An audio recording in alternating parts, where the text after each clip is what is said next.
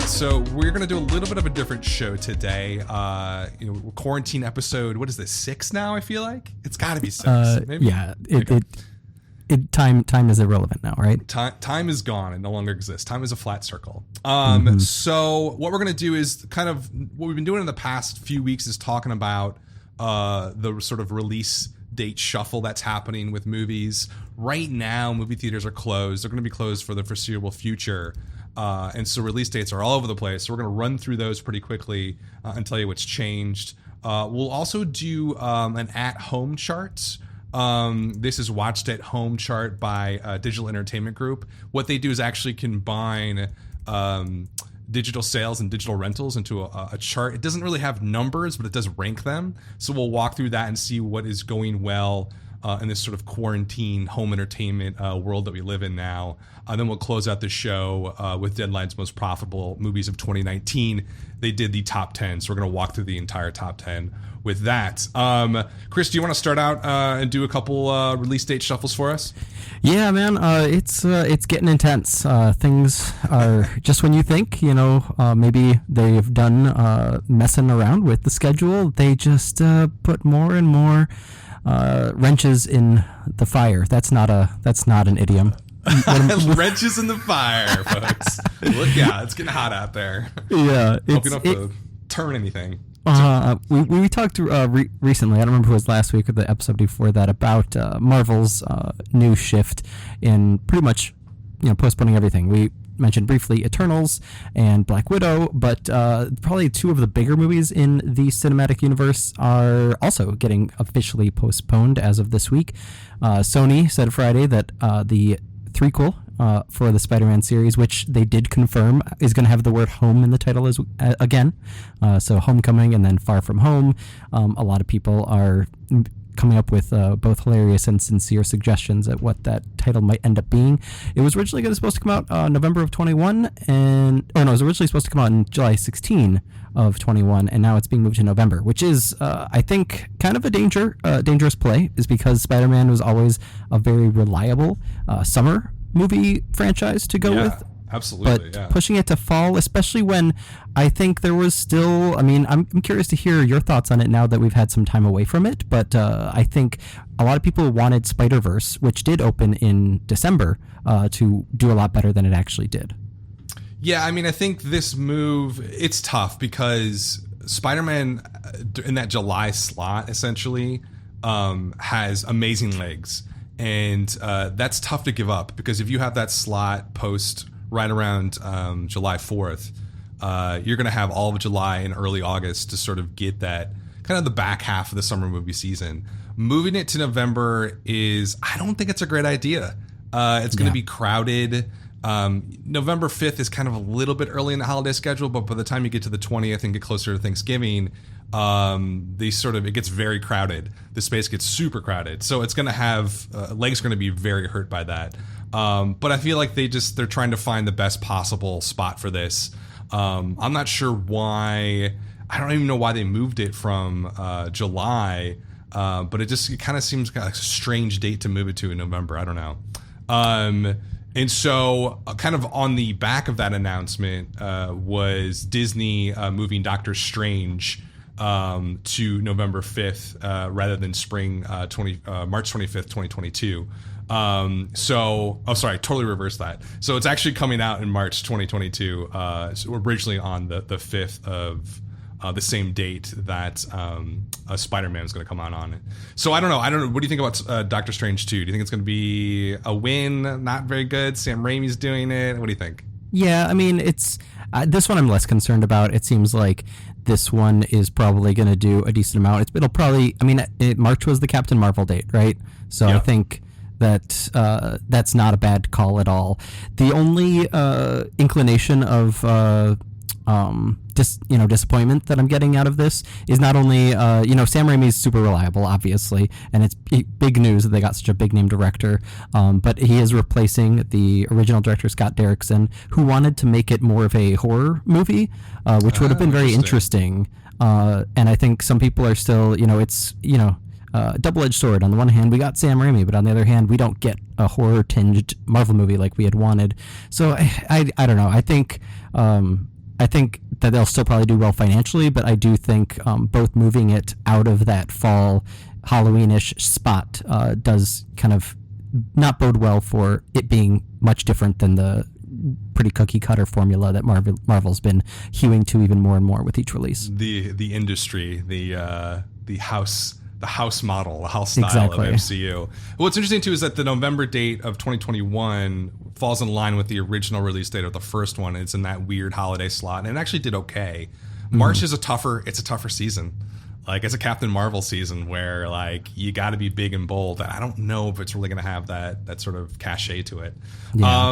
And then Mission Impossible 7 is going to open on November 19th, 2021, instead of July this year. I think we might have talked about that one last time. So that one's moved back, to the fall now. It's going to be busy. And then Mission Impossible 8 moves from November 2022 to August. I'm sorry, instead of August 2022. So another move back into the fall. They're all over the place. I can't even figure out these dates half the time because it's like they're constantly moving every which way. One of the weirdest kind of results of all this shuffling of the Mission Impossible franchise is that now Tom Cruise will be the same age in Mission Impossible 8 that Jon Voight was in the original Mission Impossible back in '96. God, that's so weird. And he was already playing like the grizzled mentor in that film. So how Tom Cruise is going to keep it up, I mean, I don't know. Scientology, baby. He's got L. Ron Hubbard on his side. Keeps you young. And then I don't know why I've included this one, but I wanted to. Johnny Knoxville picked Jackass. Wait, is it called Jackass? I don't even know what it's called. It's the Johnny Knoxville movie from Paramount. Untitled Johnny Knoxville Project. So it was supposed to be March of next year, but it's moving to July in the summer, which makes more sense to me. Jackass movies seem like summer movies. They don't really seem like spring break movies. No, and spring break is so spread apart nowadays with all the different schools and districts. So I think that's a better call. And then also Paramount, Tom Clancy. I didn't know they were doing another Tom Clancy movie, but apparently they are. With Michael B. Jordan. That'll now open on October 2nd this year instead of September. So not really a big shift on that one. I don't know. How are they going to do like the Tom Clancy universe with John Krasinski being Jack Ryan now? Yeah, I feel like shouldn't he be in the movies? Right. I don't know. That's kind of strange. I mean, maybe it's not a Jack Ryan story. I don't know. Yeah, maybe it's not. Maybe it's a totally different. He did have like 10,000 novels. So yeah, maybe there'll be a cinematic universe crossover though with Michael B. Jordan and John Krasinski and joining forces. That would be pretty sweet. What else do we have? I think that's mostly. Oh, In the Heights. Why don't you talk about that one because you like that movie? You're stoked for it. Yeah, I was super stoked. I mean, I'm not the hugest Lin-Manuel Miranda fan. I have issues with Hamilton, though I will definitely go see that opening weekend when it eventually comes out. But I do think his first effort for Broadway, In the Heights, is incredibly solid. And bringing John M. Chu on board and like having a true diversity in the cast, diversity in the crew, I'm way more excited for this than I am Spielberg's West Side Story. What? Come on. No. Spielberg? Come on. He's the greatest. But it's I don't know. They were supposed to come out in June this year, and they're pushing it all the way back to June of next year. That doesn't make any sense. That seems so extreme. Like, I get it that West Side Story is coming out in December, and that's probably not going to budge no matter what. But it seems like you could get away with just putting the brakes on at least pushing it back, and if you need to push it back to September. I think it could benefit perhaps from not having to go up against as many blockbusters. But I mean, who knows? We shall see. I think it is a pretty big gamble for Warner Brothers, but I hope that with the right marketing, people will come out to it and it'll be critically successful as well. It is interesting, like the kind of philosophy behind these changes. Like, you see these drastic moves like this one from Warner Brothers, and then you see the Paramount is moving in a couple of weeks, the Tom Clancy movie, and then we have Venom, which I forgot was coming out this year. Yeah. I didn't Venom just come out last year or something. I guess it was a year and a half ago. I still haven't seen it too. Oh, it is just a wonderful, schlocky, terrible movie that I've heard. I made fun of constantly, and it's 10 times worse when you watch it. But there's something about it that I don't know, people like it. Very big international audience for those. But Venom, Let There Be Carnage, which I think is the new official title, no longer opening in October, going to move to June 25th of 2021, packing in the summer there for next year. And then finally, Batman, which was supposed to come out June 25th, 2021, next summer, is going to move to October 2021. And I think that makes sense. It's going to be in the Joker early October slot there. And production had to be halted on that. So that one, is definitely understandable. It's not in the can. So it's not like they can, go out and shoot stuff right now and finish it. They just can't do it. So yeah, pushing that and I feel like that one might still change again. Circle back to the beginning when we talked about Spider-Man coming out at the beginning of November. Like, they're only giving Batman 1 month of runway. They're not going to get the legs that they got with Joker if they do that. No way. Absolutely not. And so, we'll see where that one lands. But I think you're probably right. It's going to change again. I can see it pushing into 2022, like maybe February, March. Yeah. That's February. That's when Batman vs. Superman came out, or was that an April movie? No, I think that was March. Yeah, you're right. I think it was like middle to later March. And I think that was one of the movies that sort of solidified March as like, oh, this is now a blockbuster month. Right. Mm-hmm. But that performed so poorly that you're kind of like, I guess it's not. We had Captain Marvel last year though, so that kind of does still count. Okay, that's release movie shuffle. Any other stuff you have on that? Well, we should make sure to talk about the new movie that's being pushed onto VOD. Oh yeah. Instead of the theaters. I mentioned it briefly either last week or the episode before that. Scoob, the animated Scooby-Doo feature, was originally supposed to be released in US and Canada on May 15th, but now they are keeping that release date and doing a Trolls World Tour and releasing it on VOD 48-hour rental for $19.99. And then here's the wrinkle, they're also making it a ownership price of $24.99. So for only $5 more, you can just straight up own the streaming version of Scoob, which it's Warner Brothers. We talked also when we were discussing Addams Family about like the non-Disney, non-Illumination style animated movies and how it's a total crapshoot. And I don't know if the Scooby-Doo franchise has the cachet that the Addams Family did, even though I could not have guessed that the Addams Family still had any cachet whatsoever. that statement right there is so bizarre to me. Like, because it's like Scooby-Doo, you always felt like it has cachet because you had the live action stuff in the 2000s and the cartoon's been around for like 40, 50 years or something like that. Yeah. And it's just always been there. Addams Family's kind of been in the background, but like as we saw with that performance last year, we kind of have to sort of upend those expectations for those two franchises. I don't know. Do you think this is going to work? I mean, do you feel like I'm getting the sense that as the virus starts to not play itself out, but like New York's kind of gone through its peak. It's not actually dropping that quickly, but like they've probably gone through the worst of it. That like the studios are kind of chomping at the bit here to sort of be like, when can we get people back into the movie theater? Right. And so I think maybe they're going to keep doing this, but I feel like these are a little bit, like you said, experiments. Just see how they do, see what the revenue is, see what the price point experimentation goes. Because the $25 to own it right away, that's kind of like what you call steal, right? Like It's like, obviously you're going to buy it for $5 more just so you have it. So I kind of wonder how that's going to play out. But movie theaters are not reopening, right? So Georgia has reopened for business. I think Texas too. Various other southern GOP states that are insane have decided that they're going to open stuff for business, including movie theaters, is what the governor of Georgia said. But pump the brakes. Basically, all the chains are saying absolutely not. Yeah. AMC, Regal, and Cinemark are like, we're not reopening. AMC is saying early June right now. Cinemark is saying July 1st. Regal has not said whether they're going to reopen. So at the earliest, you're looking at least a month before anybody goes back into a theater. And even when they do turn on the lights, I don't think there's going to be high traffic for probably 3 to 6 months. Like I would say probably this holiday season is when we might get somewhere resembling normalcy, or maybe we never go back to that. Maybe people are just like totally terrified of being in large groups of people now. So I don't know. But for right now, this is the reality situation. Kind of leading into that, we thought it would be a good idea to start taking a look at the home video charts. It was kind of hard to figure out. There's a lot of different, there's Fandango Now, there's iTunes, there's all this different stuff that you can look at, Amazon. But there is an entertainment group called DEG, Digital Entertainment Group, lovely name.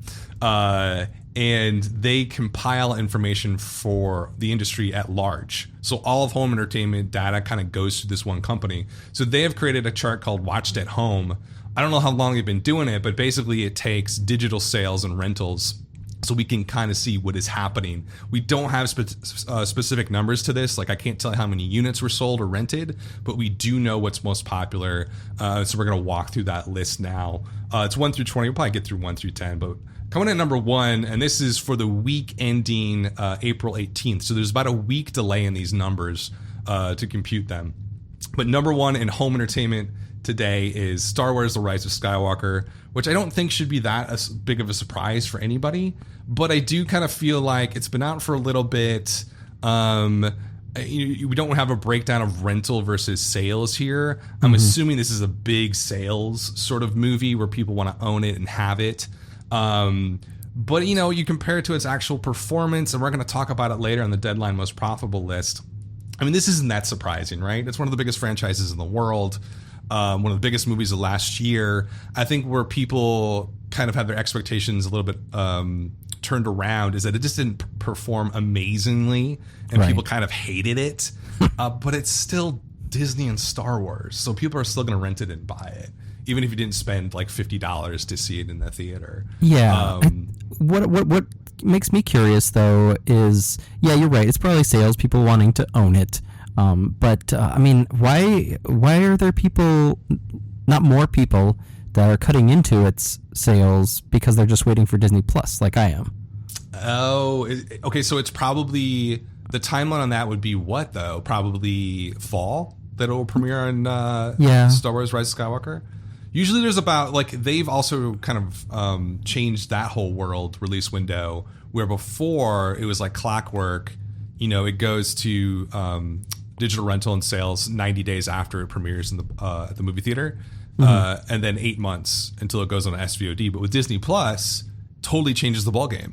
Like, now they can put it up there whenever they want. Then put it up there like July 4th or something. So I don't know. I mean, so you're going to wait. You don't even want to see this though, do you? I don't really want to see it, but I will.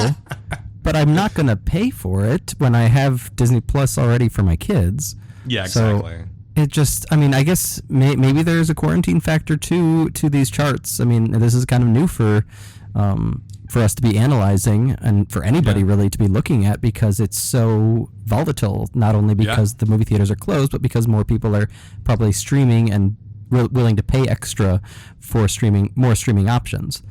But I also think maybe it's a little bit of a generational thing. Like, I think we're still, on the older end of the millennials, and so we have no, qualms about like waiting for something to show up on TBS. So I have no qualms for waiting for something to show up on Disney Plus, right? Whereas more people are, they want the immediate gratification. The second they can pay $20 to watch it, they will. They're in for Star Wars. I don't think I would never pay for this. There's like just no way, not even rental or anything. So that's number 1, Star Wars. Number 2 is Bad Boys for Life. I think it looks like it moved up 2 spots from last week's list. This is kind of mimics its box office performance, where it would just not go away. And to me, it's still a mystery. I don't get it. I don't get the nostalgia for it. I don't understand. Is this like 90s nostalgia? Is this Will Smith nostalgia? Is this because we missed Martin Lawrence? Or is it just like a throwback action movie, kind of throwaway film that you put on in the background, just like a genre piece? But the fact that it's like moving up the list now, here, a couple weeks after release, it's a good sign. I mean, what do you think it is about Bad Boys that keeps people coming back? Because that's the phenomenon. It's like the long legs, they're sort of sticking around for a while. What do you think it is? I mean, it's definitely the nostalgia gamble, right? Like, I also think nobody expected to see the success of our number 3 movie on this chart, right? Yeah, it's so true. I mean, it's bizarre. It does not make a whole lot of sense. But if you press somebody to explain why they paid to stream Bad Boys for Life, it's probably just it's escapism, and I think that's probably the same answer for number 3 as well. I think that people have a slight comfort in anything even marginally familiar, but also it's just like it's big, it's stupid, it's fun, and so I'm gonna pay some extra money for it. Yeah, it does it feels like a hangout movie. And then number 3 is Sonic the Hedgehog. I think a movie that felt doomed for failure right from the start. I did not think it was going to do well at all. It wasn't until like my nephew started talking about Sega, and he's he's like 5-6 years old. So like, how does he know about Sonic the Hedgehog? And it became clear that it sort of had permeated out through like the children's culture. Is that a thing? Children culture? And I mean, children's culture is just subconscious advertising. Yeah, it must be, right? And so this one's a surprise. It was number 2 last week. It's 3 this week. So it's sticking around. It's doing well on home video. It's continuing to have a long shelf life, and it's a big surprise. What do you think about Sonic? What do you think has really hit home with children and younger people in this one? I think, I mean, I don't know. I'd be curious to look at this in comparison to other, children-friendly video game movies.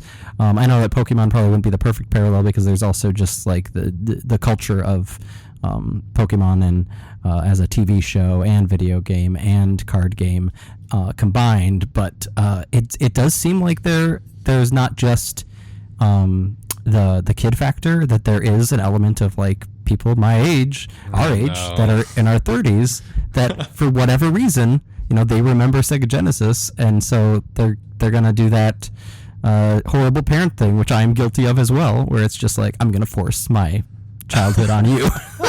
I'm gonna force my Sega Genesis on you. My Neo Geo and my Sega Dreamcast. But yeah, so it's doing quite well at home entertainment. I think it's going to continue to do that the next couple of weeks. This one's a little bit surprising, but not too much. And the 4th spot is Doolittle, a film that did not do very well at the box office at all. But kind of, I think the home entertainment sort of argument here is it's going to break even with as it continues to do well in home entertainment with sales and rentals. It looks awful. I think it was only made because Downey Jr. was attached to it. I forget what didn't the director do Syriana? This guy? Yeah. She's like, wait, what? Like, nothing about this makes sense. No. There was some leak by someone on Reddit who worked on the set and said it was one of the biggest shit shows they've ever worked on in their lives. And they all got like canned halfway through, and they did all these reshoots. So it's a mess. But again, it's Downey Jr., it's the story. I think it plays well with families, and I think that's why it's number 4 on the list as opposed to number 12. And I think that like there's a built-in audience for stuff like this. Now, you're a family man. Are you going to see this movie with your family? I mean, this is one of the ones where honestly, like the kids keep seeing the splash page on the Amazon Prime menu, and it says rent $3.99, and my 8-year-old is like, it's only $4, and I'm just like, yeah, maybe sometime, and just like kick the can down the road. But it's very possible that maybe there'll be a moment of weakness sometime this week while we're in quarantine, where I'm like, listen, if you shut the fuck up for 10 minutes, I will let you rent Doolittle tonight. Oh God, I that's going to be a fun time. And so that's number 4 on the list is Doolittle. Number 5 is Jumanji: The Next Level. This is the movie that won't go away. I think it's in the top profitable list that we're going to talk about in a bit. It makes no sense. There's something about these films where people just come back over and over again. I think it plays very well with younger people, which is why it's doing so well in home entertainment. I don't know. What's your theory on Jumanji: Next Level? We're going to get a third one. Without a doubt. Of course we are. I think that Jake Kasdan, even though he's a product of nepotism, he's a smart guy, and I mean he probably inherited a lot of these strategic moves from his father, where it seems like this is seemingly the perfect like legitimate family bang for your buck movie, where it's like it's not incredibly offensive of an idea, and there also still is tapping into the nostalgia, but also like it's got a cast and got a concept to it where like you could get kids as young as 6 or 7 into this, and also get the teenagers on board in the family, and also mom and dad probably aren't going to rip their hair out trying to put it on. Like, it's the four quad play. Exactly. So I think it's smart, even though I still haven't seen either of them. They're pretty good. They're pretty good. They're not bad. Like the first one's very entertaining, but like surprisingly very well done. Yeah. And the second one I'm just seeing a little bit of, and it's sort of like, it's the same thing. So I get the appeal, but it's just sort of like the performance kind of even still mind blowing. It's a very simple middle of the road movie. But for some reason, it's being acted like it's this masterpiece or something. Well, I mean, nobody. Can you think of other like 4 quad movies like that where it just hits all all No, it's like an factors old of the school family. approach. It's an old school approach. Like it totally is. It works. Call of the Wild is in number 6. I don't know. Like this one didn't perform very well either. This is a terrible idea. The production budget was too high. But again, this is the second life of these films. Just like Dolittle, you know, there's a calculation in making a film like this that you know that if they're not going to show up at the theater, they are going to spend $5, $4, $12 to buy or something like that in their home. And this is better for older people because I think there's an older person draw to this film. And so it doesn't surprise me that it's doing pretty well on home video. Now, we don't have exact numbers, but the fact that it's in the top 10 does say something. And I think it's debuting at 6, right? Yeah, I believe so. So good performance there. This one's kind of surprising. And the number 7 spot is The Gentleman from Guy Ritchie. And if I'm reading this right, it's moved up 6 spots from the week before. Nuts. So maybe it was like sometimes when they do these releases, they stagger them. Like the first 2 weeks, they'll do ETS, which is electric sell-through, which is basically you buy a digital version of it for like $15. So sometimes they do that, and then they do the rental like 2 weeks later for $5. Right. So maybe that's what happened here, and it's moved up. This one did okay, $36 million domestically. I mean, that's not amazing, especially with Guy Ritchie doing Aladdin. Especially with Aladdin. But like we talked about how he, you know, they probably, you know, let him loose to go do his usual stereotypical thing. But then also, like, I was really surprised by the international numbers for this movie. Why? They're not that high, right? They're not that high, but also it's still like more than twice the amount of the domestic take. And so do you think that's mostly UK numbers? Yeah, I mean, we can dive into it. See if I can pull it up real quick. But I would assume UK is pretty good. It also kind of has like maybe like Russia. I was right. The number 1 territory for this movie is Russia. What? Russia, United Kingdom, Australia, France, Germany. And the reason I say that about Russia is that like there's a style of film that just plays very well there. Violent, a lot of swearing. And it just has that. I don't know why. The Guy Ritchie's almost like the perfect director for popular Russian movies. So that's probably why it has that sort of breakdown. But yeah, so it's doing okay here. It kind of reminds me of those films that it's a film you're not gonna see in the theater here unless you're a Guy Ritchie fan. And so you're gonna, if you're interested at all in seeing it, you're gonna catch it on VOD or buy the digital copy. I'm assuming this is mostly rental. I don't know who's gonna buy The Gentleman. Although I did buy the box for $5 about 3 weeks ago. So yeah. So there's that. I also think this is one of those movies that when we were doing the Time Machine episodes, you know, the last few weeks, we're like, I have no recollection of this movie. I'm going to have no recollection of The Gentleman in like 18 months. No one's going to have any clue what this is. Gentleman was number 7. Number 8 was Birds of Prey. We've talked about this one a lot. Still in the top 10. You know, I don't know what there's to say about this. It feels just like a big missed opportunity.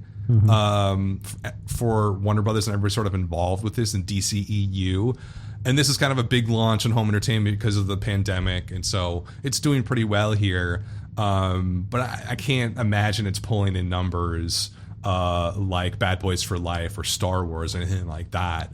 But it might make enough where they're sort of like, hey, maybe we won't block any attempt to do another movie like this before, but I don't think so. Yeah. I don't think it did well enough at the box office that any home entertainment number is really going to make up for that mess. Yeah, I do wonder. I mean, you usually do the breakdown from Deadline about the demographics. So obviously that'd be a lot harder to track with home video, like families versus individual ticket buyers or streaming purchases. But I mean, it does seem, now that I'm taking a kind of a eagle eye look at this whole top 10, it does seem very male heavy compared to the more 50-50 split we've been seeing with box office numbers the past number of years. Yeah. It definitely seems very male heavy. And I wonder sort of, I don't know why that is. Bloodshot should be higher than, I don't know why it's at 11, should be at 2. Yeah. The Way Back at 12. There's not a lot of rom-coms or female-centric sort of films here. That except for Little Women. I mean, Little Women's in the 10 spot. It's dropped 3 spots.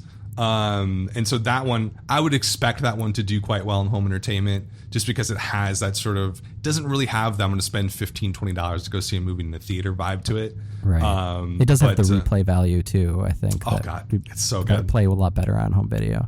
It's so good, and you can kind of get comfortable and watch it. Yeah, and exactly. the only one I didn't mention is number 9, 1917, which is like I don't even want to talk about it. It's just like I saw it in the theater, and like it should have won Best Picture, but it didn't. Thank God. How long ago does that seem? Like Yeah, it seems forever 30 ago. years ago. But I mean, it's debuting at number 9 here, which I think is telling because this is an amusement park ride. It's not a film that you would like to revisit, nor would you like to see for the first time on the small screen. If I didn't go see it in the movie theater because it won the Golden Globe, I probably still wouldn't try to catch it on home video.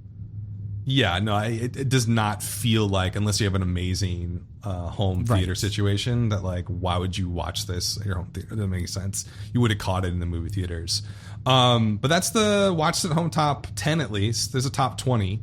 We'll keep track of this each week as long as the pandemic goes on, so probably forever.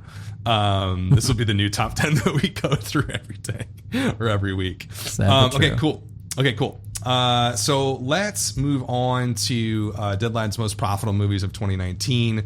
I think we closed out with How to Train Your Dragon last week. So the next one on the list here is It Chapter 2, which I find very surprising because I was following this one pretty closely, and it made, I think this one made 470 worldwide. Chapter 2, the first one made over 700 million worldwide, and that one had a nice, well over $200 million budget. And this one here, Deadline's math says that It Chapter 2 made $169 million in pure profit for the studio, which seems very high to me. Yeah. Compared to the performance of the first one. And as I was tracking this film, I was like, oh, this is a disappointment. This is a disappointment. But when you get to the end of the line here and you see the math, you're like, oh, okay, see how this works. It made $400 million. It took home $429 million in revenue. Only cost $260 million. One thing to keep in mind, versus a lot of movies on this list, its production budget was only $79 million. Yep, that's the key thing here. Right. And so the one, Chapter 1, even made over $700 million worldwide on a budget of like 40 million, 45 million. So it's that horror model just kind of blown up a bit. This is the biggest horror budget we've seen in a long time, actually. But it worked here. Didn't work with Dr. Sleep, but it certainly worked here with It Chapter 2. Do you find it a little bit surprising, this number? It almost feels like, I don't know if I trust it that much. Yeah, that profit number. I do think it's when you're in the middle of this, when it was at the opening weekends of the box office, and it was a little underwhelming.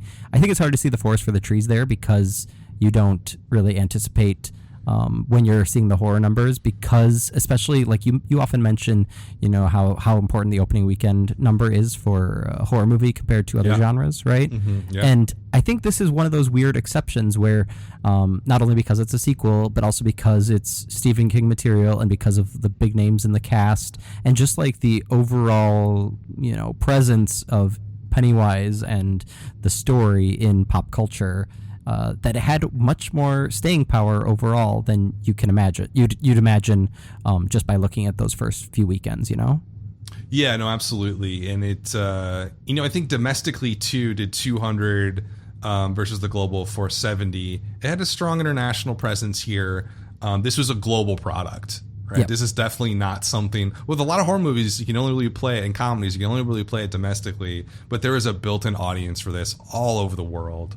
So I think despite the fact that I think it was a little bit disappointing, I think in the rest of the world it kind of played pretty strongly. So it ended up with almost $170 million in pure profit. Next on the list, I think this is the top 10 now. It must be. Yeah, and this is a big jump. This is a big jump going from 11 to 10. I noticed that too when I was going through this. Jumanji Next Level. So this one, they have the math as, so just sort of reference, about $800 million worldwide on this one, which again, it just sounds insane saying that out loud. They have revenues at 658, total cost only at 422. So they have this making $236 million in pure profit. So we are definitely getting the third one. And again, it's a little bit of a mystery, but I think we've solved it over our many conversations of this film. It's an old school 4-quad movie, and it hits all those points well. People show up. What I don't really understand about it is the repeat viewing. So one thing that we saw in this one, as well as the first one, were multipliers, I want to say above 5, which is kind of, they sold them during the holiday movie season. and so you're already going to get a bump on your legs a bit, probably up to like 3.5. But like hitting the 5 and higher, there's just something about these movies that gets people to come back at least a second time. So I don't know what it does, but it's now there's a Jumanji cinematic universe. Just run that through your head really quick and let that settle. Because if a movie's making $200 million, you're going to see at least 2 more of them. You want to do the next one? Yeah, so it's, I'm trying to figure this out while we're talking, but maybe we'll look at a big picture at the end of this. But looking at all of the top 11 here, top 12 actually, we have no original ideas here. It's all previous IP. What a business. Oh my gosh. And yeah, so then, the next one is another one we already referenced on the podcast today. Star Wars Rise of Skywalker coming in at number 9 with $300 million in profit and on a production budget of $275. That's the biggest, that's the second biggest budget on this entire list. It's so much money. So if you look at it like, okay, bravo, Star Wars in the top 10, we get it, but like you should not be making this kind of, I think it still is a disappointment, as much as you can be a disappointment and still make $300 million in profit. Yeah. It's like, what were they thinking? Honestly, the simplest mistake, the biggest mistake is that they did not plan these out in advance. They had no organizational skills when it comes to the story building and world building of this new iteration of the franchise. Yeah, the hell? It's crazy because you think about it. It's like a $3 billion product where you didn't plan it out. How does that make any sense? Like that's insane. And one thing too that I also measure because I'm a nerd is I look at not just profit, but then I relate that back to production cost and kind of get like how much profit did it make per dollar spent. And despite the fact that like Star Wars did make $300 million in profit, it only made about 48 cents per dollar spent in profit, which is a little bit lower than what we're seeing on this list. And sort of kind of gives you some relative sort of, it did do well and made a lot of money. But compared to what they put into it, you got to think about the opportunity cost of spending that money on a different movie, a different way, and having a higher profit margin. So yeah, I would say a little bit disappointing. But again, it's $300 million in the bank. We're obviously going to get a lot more Star Wars movies. Next on the list, and I think we're up to 8, maybe. Let me count these. Yeah, I think we're 8. This is number 8. Spider-Man: Far From Home. This one pulled in $339 million in profits. On $787 in revenue, $448 in total cost. This one did $1.12 billion worldwide. Not that surprising. Had a great multiplier of over 4x. Comparing that sort of what I was talking about, that metric before, amount of profit per dollar spent, where Star Wars had 48 cents, this one has 76 cents. So it's just overall higher profit margin for the money spent on this. I don't think there's any surprise to this one. This one was like a given Grand Slam in that July slot, which is why I was kind of like skeptical of a November slot for this, just because it has July, August really mapped out. And in following both of these movies, you could see each week in, week out, especially late July, early August, like this thing is still crushing like 4 weeks in. And so we'll see how that plays out in a holiday. I just don't think it's going to play as well at all, to be honest with you. Yeah. What's next? Go ahead. Well, I just really want to mention quick about Spider-Man: Homecoming versus Spider-Man: Far From Home. It's the exact same spot in the most profitable, which is honestly surprising to me. I know that there's probably more of a mix of opinions about this than most people, and I know pretty much people don't care because the Marvel movies are pretty essentially around the same level of quality of product, and that's what they are. They're definitely product more so than art, and of course. And yet I just could not shake the feeling that when I was watching Far From Home this year, that it is remarkably inferior to Homecoming. I don't know. Have you seen both of them? I have seen Homecoming, most of it, and I refuse to watch this one just because to me these are like I already have a negative sort of baggage with the Spider-Man films. I watched like the third one for the first time of that first grouping, and I was like, "This, I can't. So this is they're snooze fests to me. Like they're snooze fests, and I think they're like you said, they're products. They're meant to entertain you in a very specific way, and if it scratches your itch, you feel good. But for a lot of people, it doesn't. And I think perhaps the biggest reason for me, anyways, is not only growing up a comic book kid, but also then getting to experience Into the Spider-Verse, which is just far and beyond Yeah. the absolute best version of Spider-Man we've ever seen, and probably will ever see. And yet, still, Sony's able to put together a slightly above average product with Far From Home, and it still makes billions of dollars. It's nuts. We get the world we deserve, man. I mean, that's what that is. Next on the list is Aladdin. This one's, I think, not surprising, obviously, after it opened, but I think before it opened, I don't think a lot of people thought this was going to be in the top 10. Mm-hmm. So this one did $356 million in profit off of just over $1 billion worldwide. And then in terms of that metric I was talking about, made about 78 cents in profit per dollar spent, so a little bit higher than Spider-Man Far From Home. It's a surprise because it looked like a total mess when the trailers popped off. Yeah. Guy Ritchie was involved, who had two massive bombs before this. I know. Like the King Arthur one, I forget what it was called. It might have been called something Lancelot or some BS. Oh yeah. I think it was just King Arthur. I don't know. Yeah, I don't know. It was awful. So this was a massive surprise, and I just, the movie's not good. I don't know. Have you seen it? Yeah, unfortunately. Is it bad? Is it as bad as people? That's the thing, is it makes you wonder how, when they're leaking this footage, how they are. What they're thinking in terms of are they doing it because they want us to, they want to get all the trolling out of the way? Is Disney that smart? Do they know that this is how it works now with the internet? Because honestly, when I saw it, and I saw it also for the first time. I've seen it 3 times now. Oh my gosh, with my children.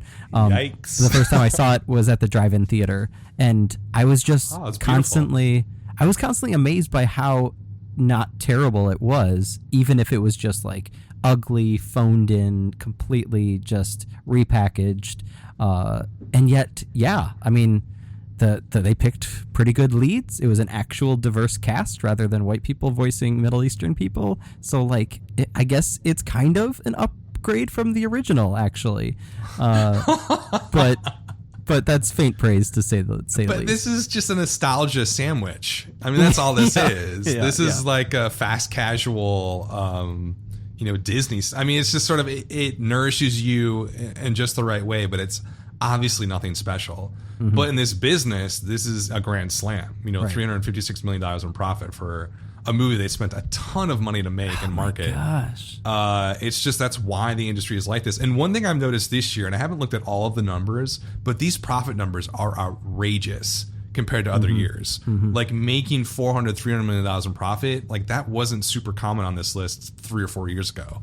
So the big movies are getting bigger and making a ton more money, right. And we'll definitely talk about that when we get to number 1. And it's interesting. Yeah, I'll do the next one. I did want to mention briefly that whenever I see that $200 million budget number, it just brings me back to Titanic and how that was such a big deal. And now we're just doing it for the 4th iteration of Toy Story, which has taken the number 6 spot. And can you imagine if somebody told you in 95 when the first Toy Story came out and it was so magical and spellbinding, and they're like, oh yeah, you'll get a 4th one of these in 25 years and it's going to cost the same amount as Titanic, and it's a cartoon. It's a beautiful cartoon. It's probably one of the better movies in the top 10 here, but it's also still I could not help but think this is unnecessary while I was watching it.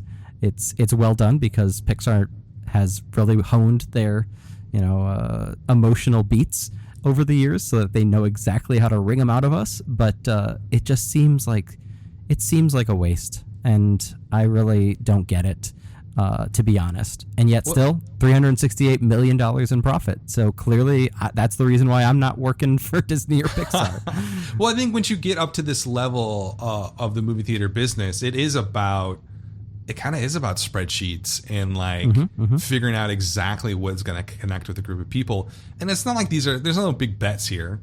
Maybe Aladdin a little bit, but even still, you had one of the most beloved animated movies in the 90s, and then Toy Story 4 is a no-brainer. The one on here, the next one on the list is Captain Marvel. This one did $414 million in profit, which again, before this opened, I was pretty skeptical. I was like, I don't know. It's a brand new character. No one really knows Captain Marvel all that well, but MCU has that sort of house style that with promotion and the way they do their films, and a built-in fan base that gets people to show up. So this thing did 1.1 billion worldwide and ends up with over $400 million in profit. To me, this is one of the more surprising things on the list, just because every time I want to doubt MCU and Disney, they always show up with a movie like this. And you're like, just how are you doing this? How are you creating essentially a character from scratch? Yeah. Putting them in an origin movie, and then it's making $400 million in pure profit. Like, there's something about it. Just reminds me of like a car company releasing a new car. It's just like they have tested this thing 1,000 different ways. Yep. These stories, all these different ways, and it just sort of works and it hits in the right way. Which is in really kind of, I think, big contrast to the next movie on the list, if you want to do that one. Sure. Yeah, I mean, it's really fascinating. These two are right next to each other on the list because they are kind of antithetical to each other. Yeah. And I mean, worst part about it is that while Joker, number 4 on the list, with $437 million in profit, is actually the worst movie of the two. Absolutely, without a doubt. Yeah. It's so strange that like Captain Marvel is so safe, but it's like pleasantly safe, and it's also nostalgic. I mean, they managed to take a movie with a brand new character, but by placing it in the 90s, they got to have a lot of fun with references. And yeah, they're easy, and yeah, it's fish in the barrel, but like they know what they're doing, and they've come to it seems like they've come to peace with that, as awful as it is. Whereas DC think that they are big shit for making an R-rated superhero movie where a guy, beats up and kills people and makes you think about mental health and quote unquote society. And it's just so insincere and such a blatant disgusting cash grab. Disgusting film. From the director of The Hangover and Due Date, no less. Yeah. I mean, you can't help but be cynical about this business when you see this stuff. No. Like, if anything of the top movies we talked about so far, like, I think the ones that stick out to me is like, oh, this is like Us would be one that sticks out. Like, oh, this is amazing. Right. Like John Wick 3, maybe Knives Out. But that's kind of mostly it. Mm-hmm. The rest of it is your standard schlocky tentpole films. And I think Joker was just for some reason shocking to people. I'm not really sure why it was shocking to people, but you can't deny its power. And this is a movie that I think from the moment the first still landed on Reddit was like a wildfire that no one was going to stop. Yep. No matter the quality of the film or anything, there was just something about the character of Joker with Heath Ledger, especially his portrayal in Dark Knight, that really established it as something different. Then he had Jared Leto in Suicide Squad, which, was, what? I love Jared Leto for some reason. I like him. I thought that portrayal was interesting, but like did not match the nihilist viewpoint that a lot of people have of that character. And I think this version of it was just disgusting and gross, but I think it was also sort of super appealing to people and transgressive for some reason. That's why people showed up. I mean, this is making $437 million in profit. They only spent $70 million to make this. Jesus Christ. And of all the ones here, it's one of the highest, dollars profit per dollar spent at $1.11. So every dollar they spent, they made $1.11 in profit, which is pretty amazing. And so next on the list is a movie that I hated to talk about this entire year or last year over and over again, Lion King. With $580 million in profit. That is profit. That's not revenue. That's literally profit that they have in the bank now for making this film. It cost $260 to make, which is outrageous for no reason. Mm-hmm. Did anybody ask this film? Did you ask for it? I didn't ask for it. Hell no. It just a complete sort of cash grab that worked, and it worked really well. But the one thing that sort of sticks with me, and I kept asking myself about Lion King as it was doing so well, is just after following this stuff for a long time and sort of seeing the patterns, there is a sort of bad taste phenomenon that happens where audiences show up for this stuff. They showed up for Toy Story 4, which is a good movie, I think. They show up for Aladdin, and they showed up for Lion King, Frozen 2, all that kind of stuff.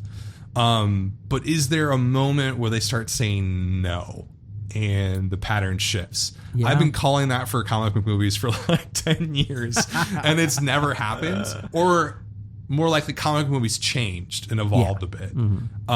Do you feel like there's going to be a bad taste issue with people who went to go see Lion King, or no? You think it's just nostalgia heaven?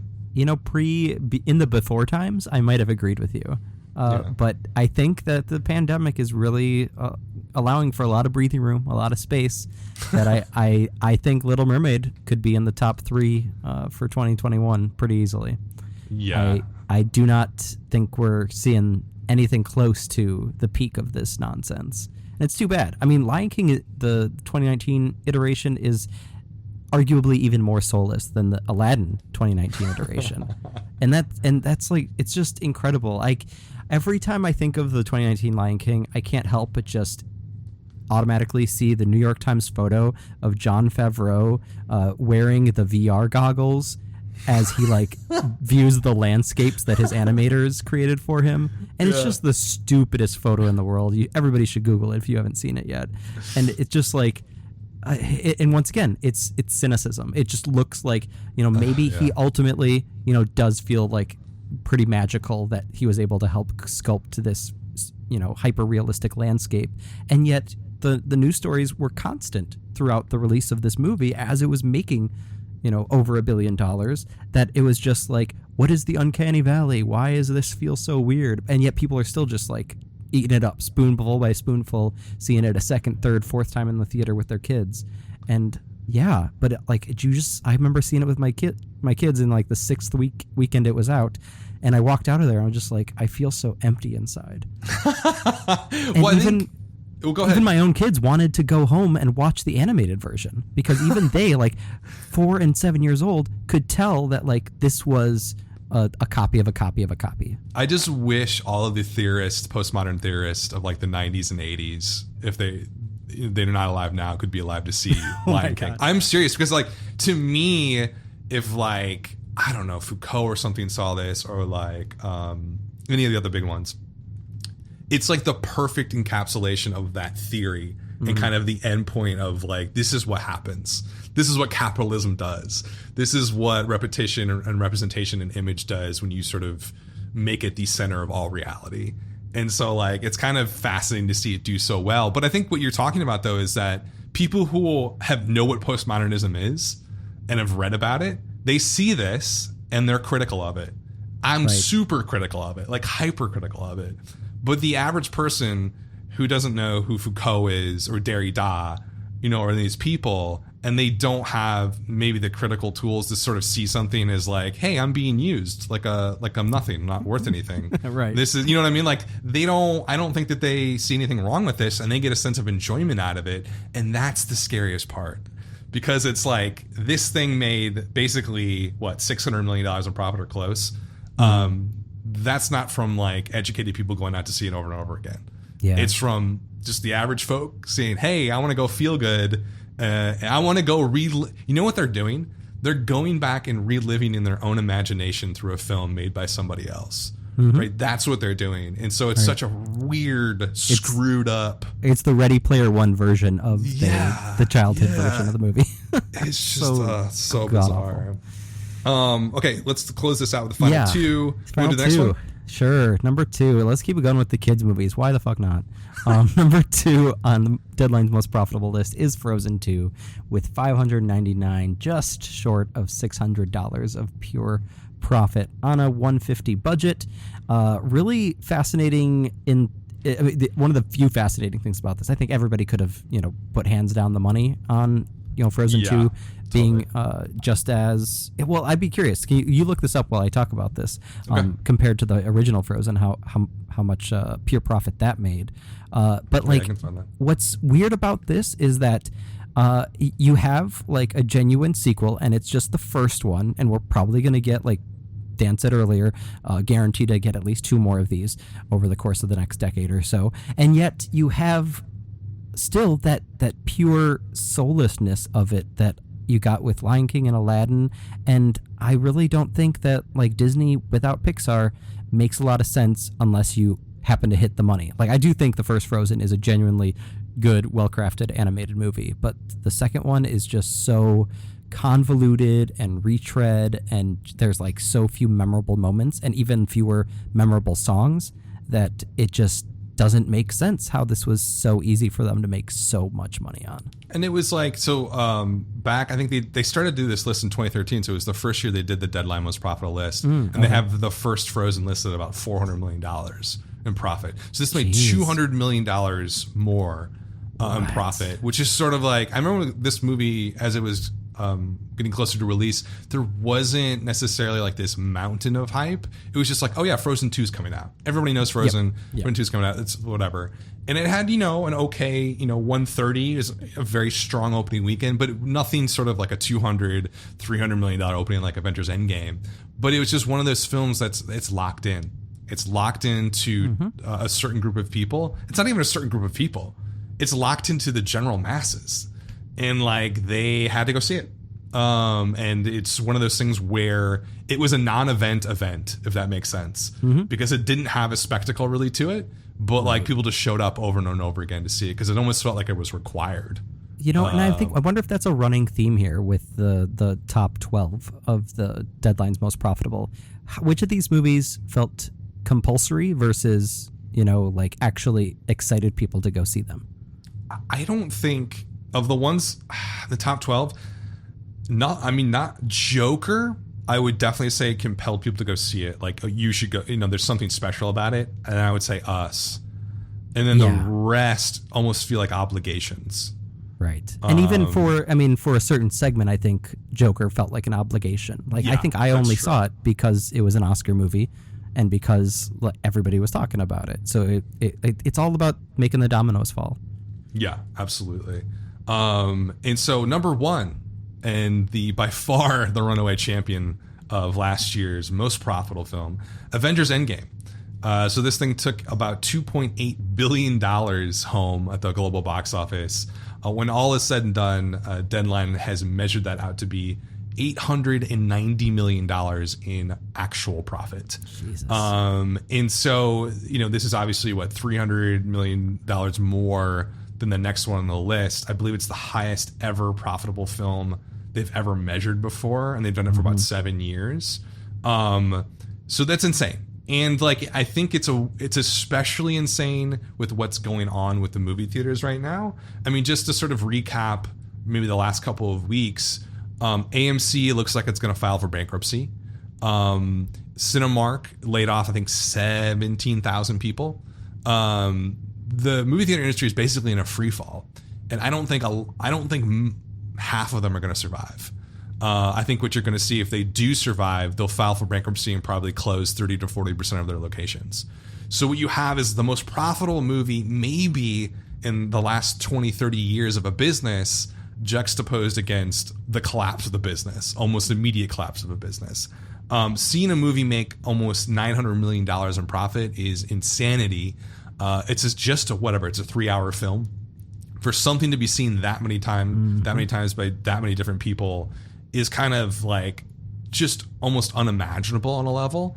But now it's like, are we ever going to see this again? Is the big question. Is Avengers Endgame kind of the peak of this era of movie theaters, and then it's probably just going to sort of wane and fade away as a business on some level? It'll never really be like it was opening night on Avengers Endgame. Do you think that that's true, or do you think it's going to stick absolutely. around? No, you think so? So here's what I think is kind of interesting, especially now that we're here during this pandemic, is that it almost feels like an accidental, like just complete destruction of the American box office. Maybe not the international, but like that they were going, like they wanted to do that. That was their goal, was to completely destroy everything. And they succeeded. And I don't know if there's any looking back after that.